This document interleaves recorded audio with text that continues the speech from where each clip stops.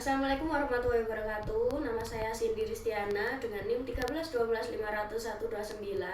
Di sini saya dari kelompok 2 akan menjelaskan tentang komunisme di Indonesia dari teori global hingga tragedi nasional.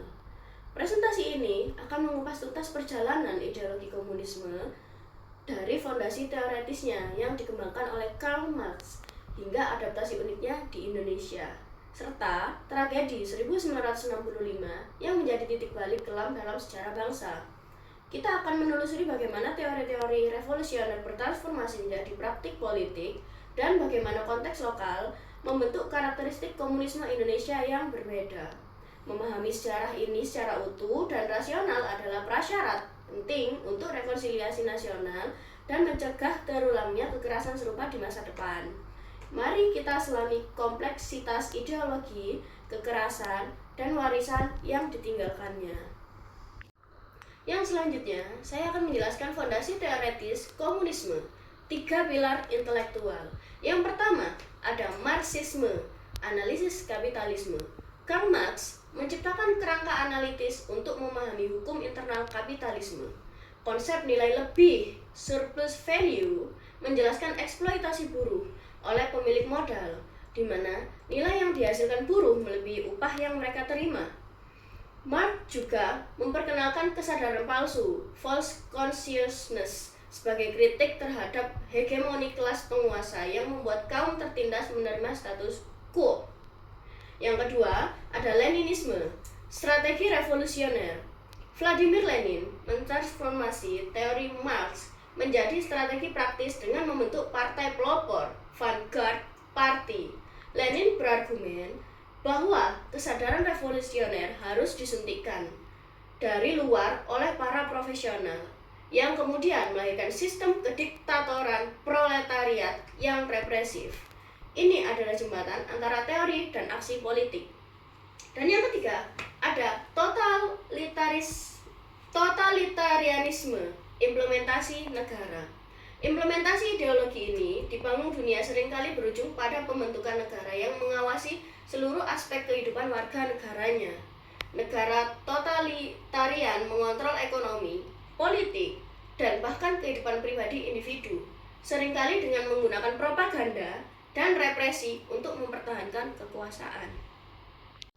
Dan yang selanjutnya adalah Marxisme, membongkar kapitalisme kesadaran palsu, nilai lebih atau surplus value. Inti dari kritik Marx terhadap kapitalisme adalah konsep nilai lebih. Ini adalah perbedaan antara nilai yang dihasilkan oleh tenaga kerja pekerja dan upah yang mereka terima. Marx berpendapat bahwa keuntungan kapitalis berasal dari eksploitasi ini, di mana pekerja menghasilkan lebih banyak nilai daripada yang dibayarkan kepada mereka. Sistem ini menciptakan ketidakadilan struktural dan akumulasi kekayaan di tangan segelintir orang. Yang kedua ada kesadaran palsu, false consciousness. Marx juga mengemukakan bahwa kelas pekerja seringkali memiliki kesadaran palsu, yaitu pandangan dunia yang diinternalisasi dari kelas penguasa. Ini mencegah mereka untuk menyadari eksploitasi yang mereka alami dan menghambat munculnya kesadaran kelas yang revolusioner.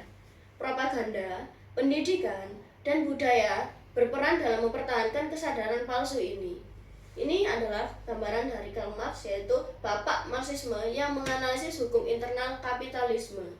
Sejarah semua masyarakat yang ada sampai sekarang adalah sejarah perjuangan kelas. Karl Marx. Oke, perkenalkan, nama saya Ahmad Jendral Makarim dengan NIM 13 12 501 115 dari kelompok 2, mau melanjutkan penjelasan dari rekan saya bernama Cindy Ristiana, yang dimana kita lanjut kedua, yaitu Leninisme atau dari teori ke aksi revolusioner, yang dimana kita mulai dari partai pelopor Vanguard Party.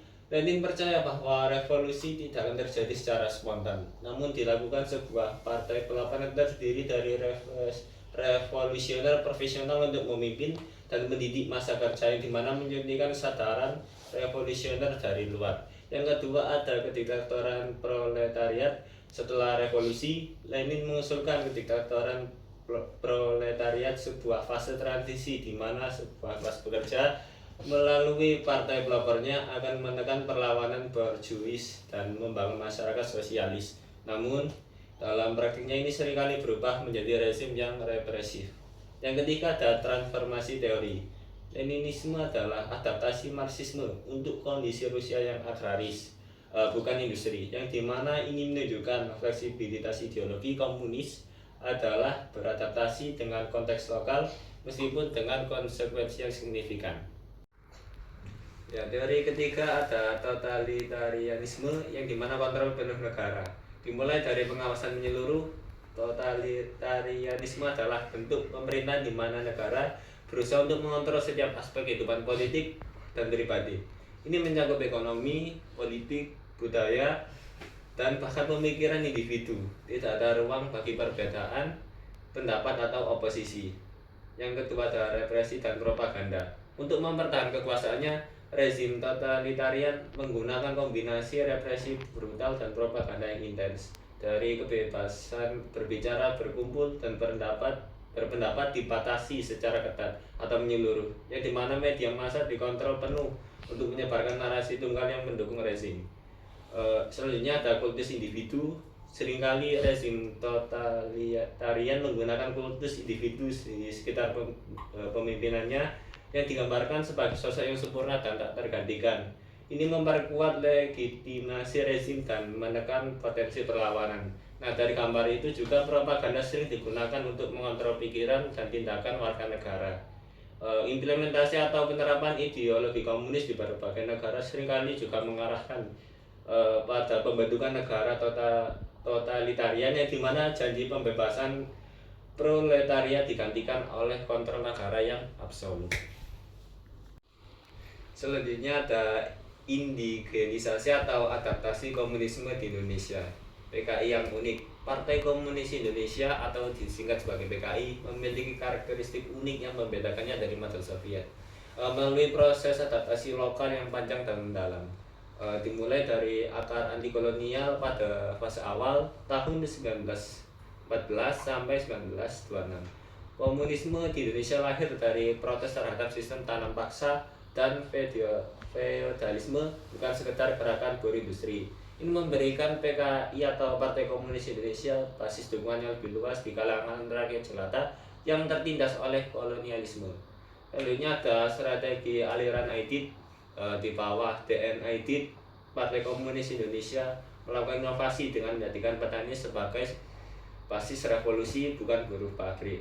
Hal ini menjadikan Partai Komunis Indonesia sebagai jaringan sosial yang terbesar di Indonesia setelah Nahdlatul Ulama atau yang disingkat sebagai NU.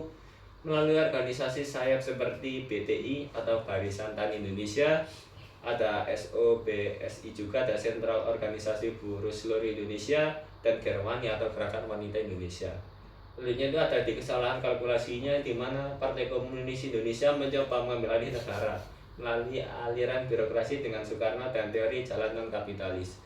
Namun strategi ini terbukti menjadi kegagalan fatal yang berujung pada tragedi besar yang disebut dengan G30 SPKI. Halo, perkenalkan nama saya Intan Ayu Nuradi Lukman dengan NIM 13 12 500 150. Saya akan melanjutkan penjelasan dari rekan saya yaitu Yanwar Makarim. Di sini ada anatomi tragedi 1965 yaitu lapisan-lapisan peristiwa.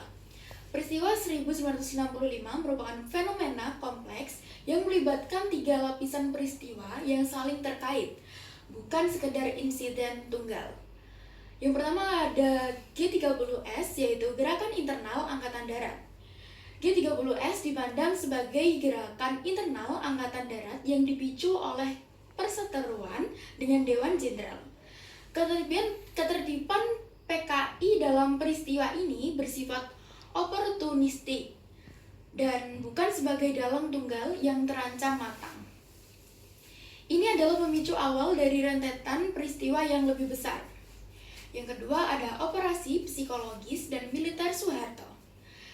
Jenderal Soeharto menggunakan peristiwa tersebut sebagai preteks untuk membersihkan PKI secara total. Melalui operasi psikologis dan militer yang terencana, narasi musuh eksistensial bangsa diciptakan. membenarkan tindakan keras terhadap anggota dan simpatisan PKI. Yang ketiga ada konferensi kekerasan massal. Pembantaian massal pada tahun 1965 sampai dengan 1966 dipengaruhi oleh teknik counter insurgensi global atau metode Jakarta yang bertemu dengan ketegangan sosial domestik. Ini mengakibatkan jatuhnya korban jiwa yang sangat besar, diperkirakan antara 500.000 hingga 1 juta orang dalam salah satu episode kekerasan terburuk di abad ke-20. Oke, selanjutnya ada G30S, lebih dari sekedar kudeta. Yang pertama ada Perseteruan Internal Angkatan Darat. G30S bukanlah kudeta tunggal yang dilakukan oleh PKI, melainkan lebih merupakan puncak dari perseteruan internal yang kompleks di dalam tubuh Angkatan Darat. Ada faksi-faksi yang bersaing dan ketidakpuasan terhadap Dewan Jenderal. Selanjutnya ada keterlibatan oportunistik PKI.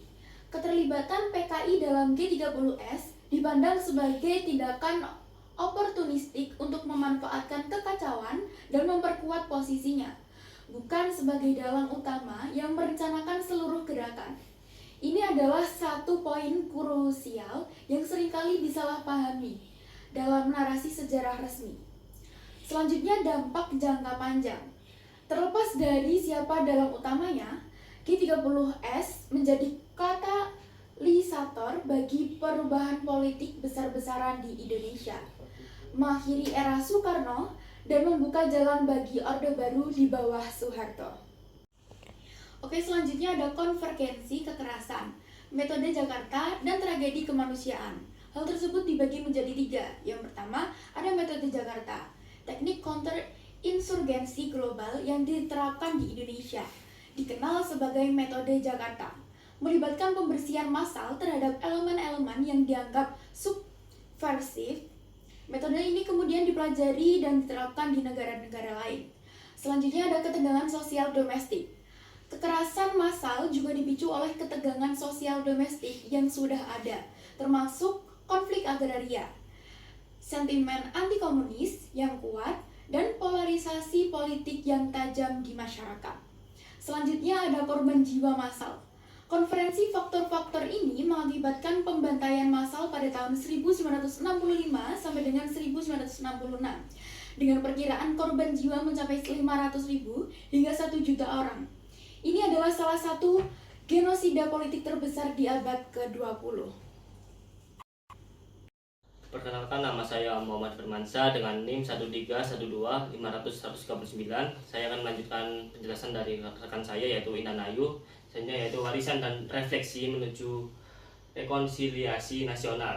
Tragedi 1965 meninggalkan warisan yang mendalam bagi bangsa Indonesia berupa trauma kolektif dan amnesia secara yang sengaja.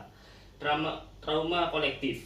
Generasi yang hidup di masa itu, baik korban maupun pelaku, membawa beban trauma yang belum sepenuhnya tersembuhkan. Ketakutan, kecurigaan, dan luka batin masih menghantui banyak keluarga dan komunitas, yaitu amnesia sejarah.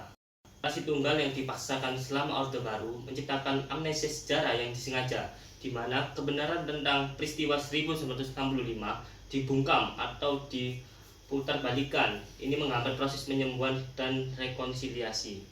Selanjutnya yaitu pelajaran penting dari tragedi 1965 ada 4, yaitu pertama, mencari kebenaran. Penyelidikan jujur dan transparan esensial untuk keadilan korban dan keluarga, membuka jalan rekonsiliasi nasional. Yang kedua, menghindari polarisasi, waspada terhadap narasi ekstrim dan pembusukan politik yang memecah belah bangsa, mencegah terulangnya kekerasan. Yang ketiga yaitu memperkuat demokrasi, fondasi demokrasi yang kuat dan penegakan hukum melindungi HAM, mencegah penyalahgunaan kekuasaan massal. Yang keempat yaitu merajut rekonsiliasi. Melalui pendidikan sejarah yang inklusif dan dialog terbuka, kita dapat menyembuhkan luka dan membangun masa depan bersama. Oke, selanjutnya itu korban tragedi 1965, suara yang dibungkam. Jangkauan korban. Tragedi 1965 tidak hanya menimpa anggota Partai Komunis Indonesia atau PKI, tapi juga jutaan simpatisan, keluarga, dan individu yang dituduh terlibat. Banyak yang tak bersalah menjadi sasaran kekerasan dan represi hanya karena afiliasi atau tuduhan tanpa dasar. Tentunya itu penderitaan yang tak terucap. Para korban mengalami berbagai bentuk kekerasan, penahanan tanpa pengadilan, penyiksaan, kerja paksa, hingga pembunuhan massal. Mereka dan keluarga dicabut hak-hak sipilnya, dikucilkan secara sosial, dan membawa stigma ekstapol selama puluhan tahun, meninggalkan trauma mendalam. Perkenalkan, nama saya Celmi Simbong dengan NIM 13122000258. Pada bagian ini, saya akan menjelaskan bagaimana propaganda menjadi instrumen penting bagi Partai Komunis Indonesia atau PKI dalam menyebarkan ideologi komunisme dan membangun dukungan massa. Nah, propaganda adalah instrumen krusial bagi Partai Komunis Indonesia dalam menyebarkan ideologi dan memobilisasikan dukungan massa. Nah, mereka menggunakan berbagai strategi untuk merebut hati dan pikiran rakyat. Nah, salah satu strategi utama adalah janji kesetaraan. Nah, propaganda komunis secara masif menggaungkan janji kesetaraan, keadilan sosial, dan berbagai sumber daya yang merata untuk menarik hati petani dan buruh yang seringkali tertindas. Selain itu, ada strategi narasi anti penjajahan. Nah, PKI mengasosiasikan diri dengan perjuangan kemerdekaan dan anti-imperialisme, menjadikan mereka pahlawan di mata banyak orang yang ingin melepaskan diri dari pengaruh asing. Nah, untuk memperkuat strateginya, PKI melakukan mobilisasi massa melalui berbagai organisasi afiliasi seperti Serikat Buruh, organisasi pemuda, dan organisasi perempuan. Nah, PKI membangun basis massa yang kuat dan terorganisir di seluruh lapisan masyarakat. Nah, strategi propaganda ini efektif dalam menciptakan citra positif dan menggalang dukungan luas, meskipun seringkali menyederhanakan komplisitas ideologi komunis. Nah, selanjutnya pada bagian ini kita akan melihat bagaimana komunisme dipandang dalam konteks modern. Nah, secara global, komunisme klasik telah kehilangan sebagian besar pengaruhnya, terutama setelah runtuhnya Uni Soviet. Namun demikian, perdebatan-perdebatan mengenai ide-ide komunisme masih tetap relevan dalam konteks politik dan sosial kontemporer. Di Indonesia, bayang-bayang peristiwa pada tahun 1995 masih sangat kuat. Nah, peristiwa ini menimbulkan sensitivitas dan stigma mendalam terhadap komunisme dalam bentuk apapun.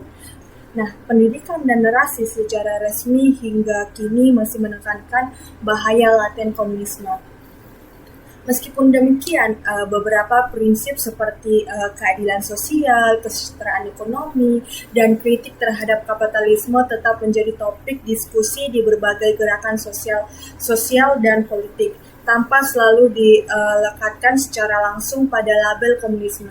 Oleh karena itu, memahami bagaimana ide-ide ini diterima, ditolak, atau diadaptasi di era modern menjadi penting untuk menganalisis dinamika politik dan sosial, baik di tingkat global maupun nasional.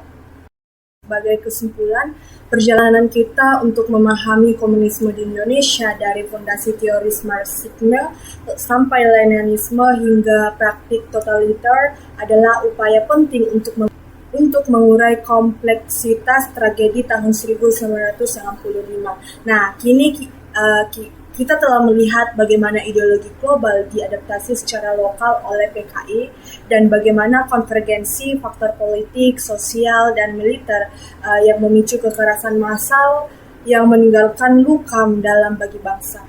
Nah, warisan trauma dan amnesia sejarah menuntut kita untuk mencari kebenaran, menghindari polarisasi, dan memperkuat demokrasi. Mengakui penderitaan korban dan memahami mekanisme propaganda adalah langkah krusial. Hanya dengan refleksi jujur dan rekonsiliasi yang adil, kita dapat belajar dari masa lalu, membangun masa depan yang lebih damai, dan memastikan tragedi serupa tidak terulang. Sekian penjelasan dari saya, terima kasih.